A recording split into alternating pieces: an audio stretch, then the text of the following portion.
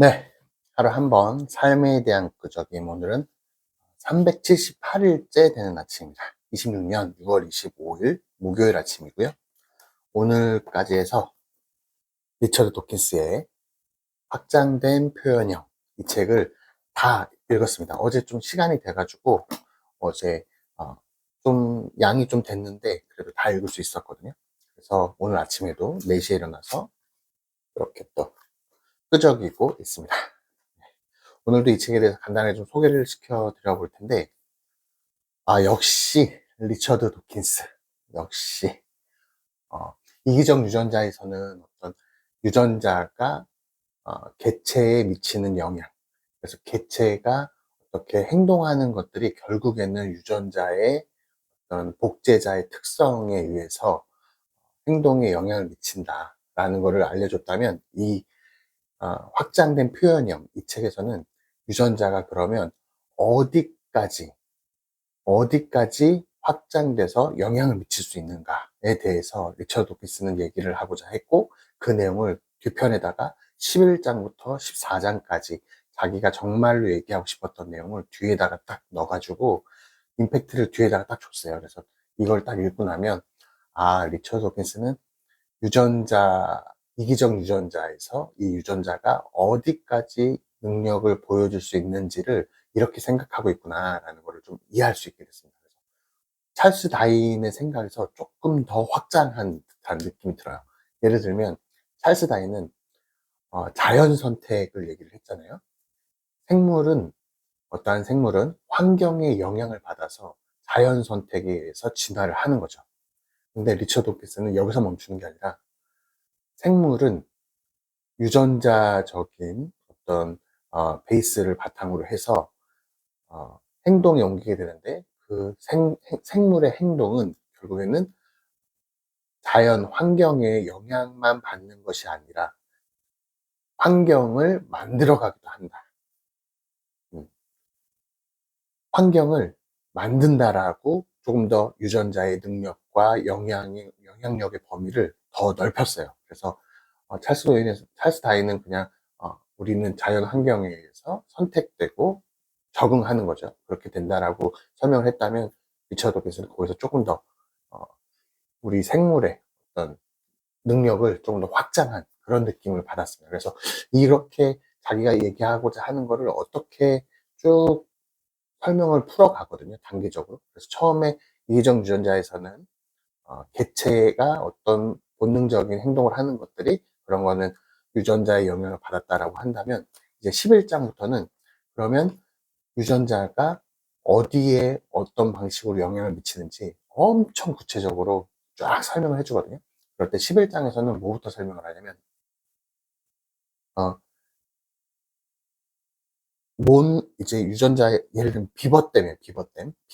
비버가 댐을 계속 만들잖아요. 이런 것들이 유전자의 어떤 영향을 받아서 비버가 본능적으로 댐을 만드는 거죠. 그 개체 안에 있는 게 아니라 개체 바깥에 어떤 물건들, 조작물을 만드는 거예요. 예를 들면 거미줄도 마찬가지죠. 거미들도 어떤 자기의 생존을 위해서, 유전자 복제를 위해서 개체가 자기 외부 물건을, 조작물을 만들어내는 거죠. 새 둥지도 마찬가지고요. 그래서 결국에는 유전자가 개체의 행동을 유발시키고, 그 행동이 결국에는 외부의 조작물을 만들어낸다. 그러면 이 확장된 표현형이 아까 개체의 행동에서 개체 바깥까지 확장된 거잖아요. 어떤 조작물, 거미줄이 됐든 댐이 됐든 둥지가 됐든 이렇게 조금 더 확장된 걸 알 수 있죠. 근데 여기서 멈추는 게 아니라 12장에서는 여기서 조금 더 확장을 해요. 예를 들면 기생충, 흉충 예를 들면, 흉충 같은 경우는 개미를 감염시키잖아요. 개미가 원래는 밝은 곳에서는 피하고 어두운 곳에서 숨어야 되는데, 이 감염된 개미는 풀 위에 올라가는 거예요, 밝을 때. 그러면 풀 위에 올라가 있으면 양이 그거를 먹게 되죠. 양이 먹으면 그 흉충이 양 속으로 들어가게 돼서 그 안에서 번식을 하게 됩니다. 그 예를 들어주거든요. 그런 것처럼 또 톡소플라스마 같은 경우에는 쥐를 감염시키면 그 쥐가 고양이한테 공포를 안 느끼게 돼요. 그래서 고양이한테 덤비게 되죠. 고양이에게 잡아먹히는 거를 유도하는 거예요. 고양이한테 잡아먹히면 그 안에서, 고양이 안에서 이 톡소플라스마가 기생충이 이제 번식을 하게 되는 거죠. 그러니까 내가 어떤 개체에만 영향을 미치는 게 아니라, 아, 그 숙주가 다른 숙주에게 먹히게 되는 거죠. 그 행동을 유발하는 거예요. 그래서 그 다른 양이 됐든 고양이가 됐든 또 다른 개체에게 안에서 자기가 더 번식할 수 있게 되는 거예요. 광견병도 마찬가지고, 광견병도 걸리면 처음에는 막 더 애교가 많아진대요. 그래서 더 활동을 더 부비부비 하는 거죠. 그러다가 조금 시간이 지나면 이제 물기 시작하는 거죠. 그래서 정말로 더 자기의 어떤 바이러스를 더 퍼뜨리는 거예요. 이런 게 이제 12장에서는 그 확장된 표현형이 얼마나 더 확장되는가. 그래서 자기 어떤 기생충의 톡소플라스마가 됐든 기생충이 됐든 그게 다른 자기만의 영역이 아니라 그거로 확장돼서 다른 개체에게 잡아먹히게 되고 그 개체에 대한 영향을 미치는 거. 또 설명을 하거든요. 근데 또 여기서 멈추는 게 아니에요. 13장에서는 더 확장된 거를 예를 들어주거든요. 이 13장에서는 이 다른 개체의 몸을 넘어서 환경에까지도 영향을 미친다라고 설명을 해요. 예를 들면 비버댐 같은 거를 예를 들면, 예를 들어 비버가 댐을 만들잖아요. 그러면 자기는 거기서 물고기를 잡으면서 어떤 유전자 보존이나 이런 것들을 더 쉽게 할 수 있게 되죠. 근데 그게 자기만을 위한 게 아니라 거기에 물고기가 많이 생기면 어떻게 돼요? 거기 안에 어떤 생태계가 환경이 생기게 되죠. 물이 강물이 모여가지고 댐 때문에 모여가지고 거기에서 새로운, 예를 들면 곤충이 더 들어오게 되고, 곤충 물고기가 더 들어오게 되고, 거기에 새들도 더 들어오게 되고, 환경이 변화하는 것까지 유전자가 영향을 미칠 수 있게 된다는 거예요. 그래서 단지 유전자의 영향이 그 유전자가 있는 개체뿐만 아니라 개체에서 다른 개체로 영향을 미치고, 그 다른 개체에서 영향을 미치는 것도 멈추는 게 아니라 거기에서 전체적인 어떤 사회와 환경에까지 영향을 미칠 수 있다. 라는 거를 계속 어떤 사고를 계속 넓혀가면서 설명을 해줍니다.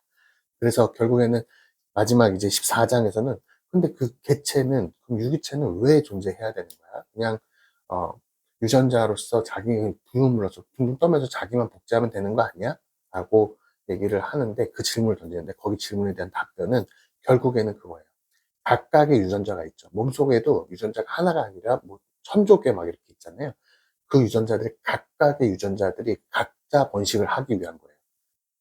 근데 각자가 있을 때보다 하나의 유기체 안에서 협력을 할 때, 앞에 이제 무법자 유전자나 아니면 뭐 그거를 방지하기 위한 뭐죠? 변경 유전자 뭐 이런 것들을 설명을 했잖아요. 그런 것처럼 각각의 유전자는 각자의 목적을 위해서 살아남기 위해서 복제, 뭐 변이 뭐 이런 걸 하죠. 뭐 수명 이런 것들, 자기 복제자 특성 있잖아요. 자기의 복제를 하려고 하는데 그게 확률이 혼자 있을 때보다 유기체, 개체 안에서 협력할 때 그게 확률이 더 높아진다라는 거거든요. 그래서 협력을 하게 된다. 유기체 안에서. 그게 유기체, 개체가 존재하는 이유다라고 설명을 합니다. 그러면서 14장 끝을 내거든요. 재밌었어요. 그래서 정말 중요한 건 이 책을 읽고 그냥 그렇구나 그렇구나 하는 게 아니라, 결국에는 나는 그러면 이 책을 통해서 무엇을 느꼈고 나에게 어떠한 변화를 주려고 하는가, 나에게 어떤 또 변화가 일어나는가. 결국에는 책을 읽으면 그 문장은 시간이 지날수록 그냥 지워져 버리잖아요. 근데 결국에는 나의 어떤 생각, 아니면 감정, 아니면 행동, 이런 것들을 변화가 책을 읽기 전과 책을 읽고 난 후가 조금씩 변하게 되잖아요. 저는 이 책을 읽으면서 무엇을 변화하는가, 이 책은 나에게 과연 무엇은, 어떤 질문을 던지는가에 대해서 조금 생각을 하게 된 것 같아요. 그래서 저한테 오늘 아침에 딱 저한테 이 질문을 다시 한번 던지게 된 것 같습니다. 내가 죽은 뒤에도 계속 영향을 미칠 나만의 확장된 표현형은 무엇인가? 라는 질문을 저에게 오늘 아침에 좀 던지게 되는 것 같아요. 그 세부적인 질문들이 엄청 많죠. 나는 환경의 산물인가? 아니면 나는 환경을 만들고 있는가? 이런 질문들도 저한테 던지게 되죠. 내가 원한다고 느끼는 거, 지금 막 하고 싶은 거, 뭐 갖고 싶은 거, 막 이런 거 있잖아요. 근데 이게 진짜 나의 의식이 원하는 것이냐, 아니면 나의 유전자가 원하는 것이냐. 유전자의 번식을 위한 것이냐? 아니면 나의 의식이 진짜 내가 원하는 것이냐? 나의 욕망과 어떤 유전자 번식의 욕구를 진짜 구분할 수 있는가? 아니면 또 나는 진짜로 나의 확장된 표현형이 그러면 어디까지 갈 수 있는가? 나의 한계가 정말 나의 경계, 나의 어떤 확장된 표현형의 경계는 과연 어디까지인가? 나는 어디까지 무엇을 위해 어떻게 나의 어떤 유전자뿐만 아니라 이 유전자를 통해서 결국엔 나의 의식이 만들어졌고 뇌가 만들어졌고 뇌가 또 의식을 하면서 결국에는 미미라는 어떤 문화나 국가나 도시나 언어나 모든 인간의 어떤 그런 문화, 이 확장된 표현형을 만들어내게 됐잖아요. 근데 이것을 복제되는 것을 어디까지 나의 밈을 더 넓혀갈 수 있는가? 나의 영역을 어디까지 더 확장할 수 있는가? 내가 살아있는 동안 나는 어떠한 목적을 가지고 과연 행동할 것인가에 대해서 조금 더 생각을 깊게 해보게 되는 것 같습니다. 이 책 너무 재밌게 읽었습니다. 너무 재밌게 읽었어요. 생각보다 근데 조금 어려워요. 이게 이기적 유전자보다 조금 더 어려운 것 같습니다. 왜냐면 이거는 조금 더 자기의 동료들, 전문가들, 어느 정도 이 기본적인 지식을 갖고 있는 사람을 대상으로 썼다라고 하기 때문에 조금 더 이해하기는 어려운 것 같습니다. 그렇지만 제가 이 책을 완벽하게 이해하지는 못했지만 그래도 이 책을 통해서 느껴지는 부분은 분명히 있다. 아, 음, 재밌게 읽은 것 같습니다. 그래서 최근에 제가 계속 어떤 이런 전문 지식에 관련된 책들을 계속 읽었잖아요. 정보를 얻는 거죠. 뭐 우주가 어떻게 생성되고, 뭐 진짜로 인간이 어떻게 진화, 종의 탄생, 생명이 어떻게 되고, 앞으로 과학적인 발전은 어떻게 되고, 그동안의 흐름은 어떻게 돼서, 뭐 진짜 특이점은 어떻게 오고, 막 이런 것들을 어떤 전문 서적, 전문 지식을 알려주는 책들, 정보를 얻을 수 있는 책들을 좀 읽었었는데, 오늘부터는, 어, 정보를 얻는 것도 책을 읽음으로써 정말 중요한 효과인데, 아까 말했듯이 생각의 변화, 감정의 변화, 행동의 변화를 느끼기 위한 것 중에 또 중요한 게 감정적인 부분이거든요. 그래서 저에게 어떤 감정을, 여러 가지 감정을 느낄 수 있는 책을 또 한번 선택을 해볼까, 오늘은 그런 생각을 하고 있습니다. 그래서 오늘 또 시간이 나면 새로운 책을 집어서 또 한번 읽어보려고 하고요. 그 내용을 내일 또 똑같이 5시, 원래는 5시 반에 이거 시작을 하거든요. 근데 이제는 녹음을 하니까, 아무튼 내일 또 같은 시간, 뭐 6시 반에 올리거나 하게 될 것 같아요. 찍는 건 5시 반에 찍어도 올라가는 건 6시 반쯤 올라갈 것 같습니다. 아무튼 오늘 하루도 정말로 소중한 경험하는 하루, 그리고 가치 있는 하루, 새로운 것을 창조하는 가치죠. 삶의 의미, 새로운 것을 창조하는 가치, 그리고 새로운 것을 경험하는 것, 그리고 어떤 위기나 시련이 왔을 때 그걸 이겨내는 태도로서 삶의 의미와 목적을 만들어갈 수 있다라고 한 빅터 프랭클 죽음의 수용소에서 내용이 좀 떠오르는 것 같습니다. 네, 오늘 하루도 정말로 즐거운 하루 되시길 바라면서 내일 또 뵙도록 하겠습니다. 감사합니다. 좋은 하루 되십시오.